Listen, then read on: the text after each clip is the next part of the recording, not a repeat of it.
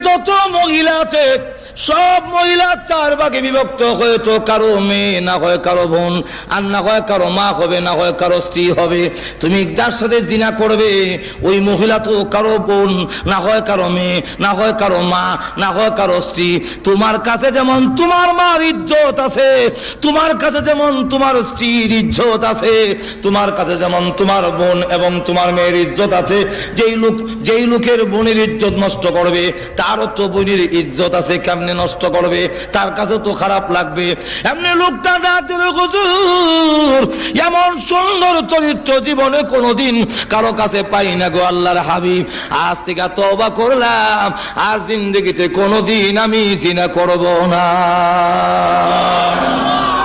ভাইরা আমার, তাহলে দেখা গেল রসুলের চরিত্রের কাছে আসলে খারাপ চরিত্রের লোক ভালো হয়ে যায়।